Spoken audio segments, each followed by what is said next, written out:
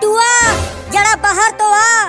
देख मैं तेरे लिए मेले से क्या लाया हूँ। क्या लाए हो पापा, क्या लाए हो पापा? चिंटुआ देख मैं तेरे लिए मेले से केले वाला गाड़ी लेकर आया हूँ।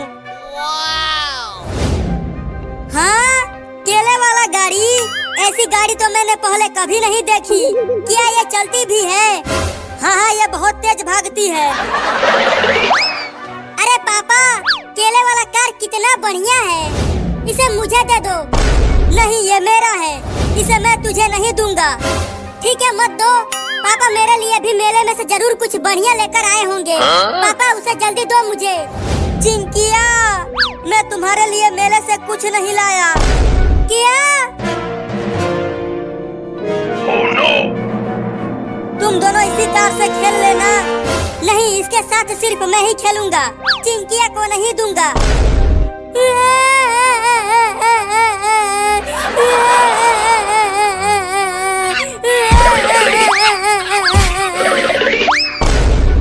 अरे रोको रे उस बंदर को कोई, वो मेरा कार लेकर भाग रहा है। मजा आ गया, मजा आ गया, मजा आ गया, मजा आ गया, मजा आ गया, मजा आ गया, मजा आ गया, मजा आ गया, मजा आ गया, मजा आ गया।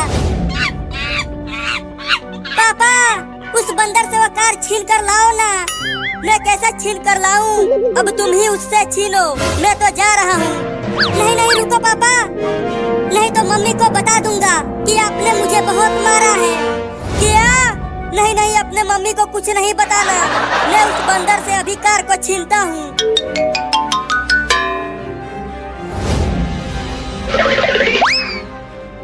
चल बंदर, उस कार को नीचे फेंक दे, नहीं तो इस डंडे से तुम्हें बहुत मारूंगा। क्या क्या? तू उसे नहीं फेंकेगा? उस कार को नीचे मत फेंकना बंदर मामा। नहीं नहीं, उसे नीचे फेंक दो बंदर मामा। रुक चिंटुआ, अब तू देख उस बंदर को इस डंडे से कितना मारता हूँ।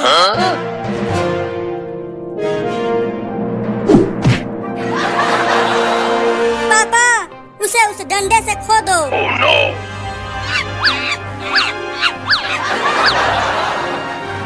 अरे दादा, मार दिया।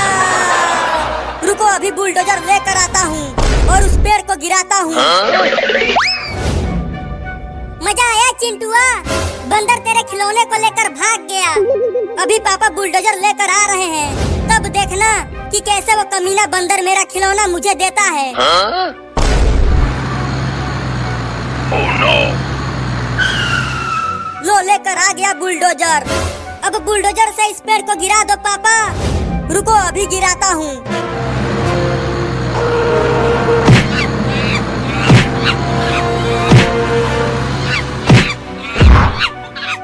अरे वो बंदर कहाँ चला गया?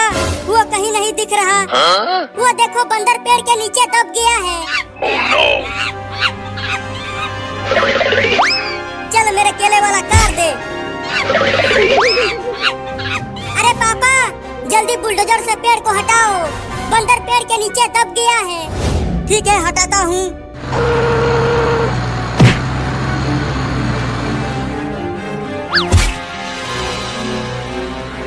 अब ये बंदर खड़ा क्यों नहीं हो पा रहा?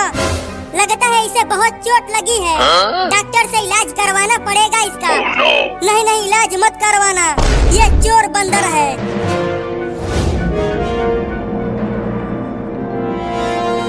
अब इंजेक्शन लगा डॉक्टर, मैंने बंदर को कस के पकड़ लिया है।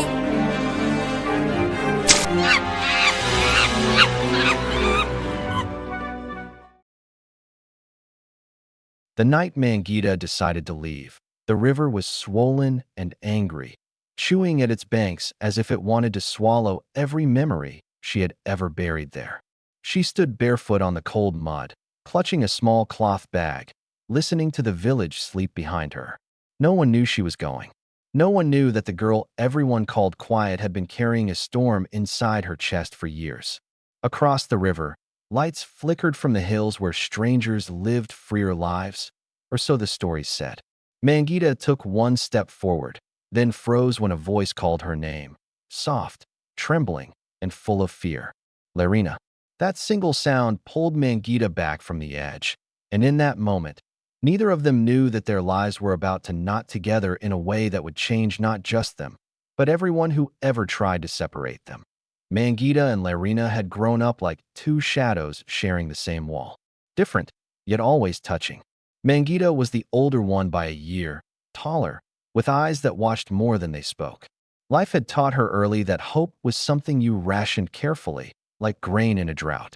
Larina, on the other hand, laughed too easily and trusted too quickly, her heart wide open to a world that rarely deserved it. They met as children when Mangita's family moved into the village after a fire took everything they owned. Larina was the first to offer her half a piece of bread, the first to sit beside her in school, the first to say, "You're not alone," without knowing how heavy those words would one day become. That as years passed, the village pressed down on them with its rules and expectations. Girls were meant to follow narrow paths, and dreams were treated like dangerous things that needed to be kept small. Mangita learned to work hard and keep quiet, to swallow insults and lower her gaze. Larina learned to smile even when it hurt, to turn her questions inward when no one answered them. Together, they dreamed in whispers, of learning more, of seeing places beyond the river, of choosing their own lives instead of inheriting someone else's regrets. But dreams have a way of attracting trouble, and trouble arrived the day Mangita was offered a marriage she did not want. The proposal came wrapped in praise and pressure. The man was respectable, older, and well-connected. The village elders called it a blessing. Mangita felt it like a cage snapping shut. When she told Larina, her voice barely held together. Larina didn't try to convince her to accept it. She didn't say it would be fine. She simply took Mangita's hands and said, "Then we'll find another way." That was the night they planned the escape by the river, believing courage would be enough. But courage alone is fragile. When Larina followed Mangita into the darkness and called her name, fear rushed in behind it. Fear of the unknown, fear of being caught, fear of losing each other. They stood there, the river roaring, the future screaming for a choice. Mangita turned back, not because she had changed her mind, but because she realized something terrifying. Running away without a plan could break Larina as much as staying would break her. So they returned to the village, empty-handed but wide awake, knowing the hardest part was still ahead. From that night on, everything changed. Mangita agreed to the engagement, but only on the surface. Inside, she began to prepare. She learned quietly, listened carefully, saved every coin she could. Larina became her shield and her spark, distracting questions, spreading harmless gossip, buying Mangita time. Their bond deepened under pressure, forged by shared secrets and silent promises. When the wedding date was announced, Larina fell ill from worry, her laughter replaced by long, quiet stares. Mangita sat beside her bed one evening and confessed the truth she had been hiding. She had found a way out, but it would require sacrifice, patience, and a risk that could cost them everything. The plan was simple and dangerous. A teacher from a nearby town had noticed Mangita's sharp mind and offered to help her apply for work at a school across the river. It would take months, maybe years, to succeed, and until then Mangita would have to endure the engagement, the whispers, the weight of pretending. Larina would stay behind, holding the line, protecting the secret. They cried that night, not from weakness, but from the strength it takes to choose a harder road. Time dragged, heavy and cruel. Mangita faced doubts, tests, and moments where giving up felt easier than breathing. Larina faced loneliness, suspicion, and the slow erosion of hope. There were days they barely recognized themselves. But there were also letters, hidden and precious, filled with encouragement and small victories. And then, one morning, as the river ran calm and bright, a message arrived that changed everything. The letter was short, but its words shook the ground beneath Larina's feet. Mangita had been accepted. She had a place, a future that belonged to her. All that remained was one final step, the courage to leave openly, to face the village, to claim her life.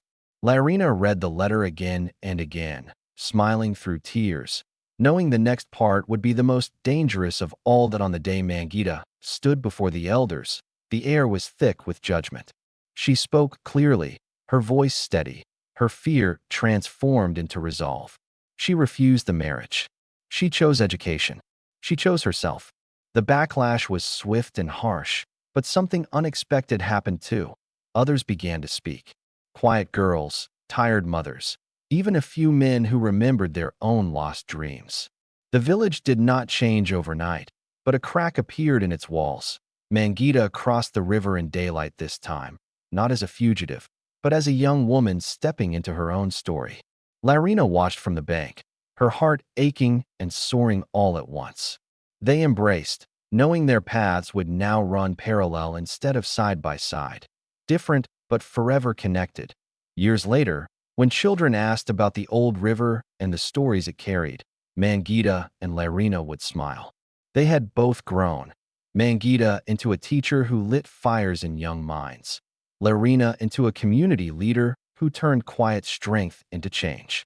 They learned that bravery isn't always loud, that love doesn't always mean staying, and that sometimes the most powerful journeys begin not with running away, but with standing still long enough to choose wisely. And if you listen closely, when the river swells at night, it no longer sounds angry. It sounds like it's telling a story of two girls who refused to disappear, and in doing so, taught the world how to begin again.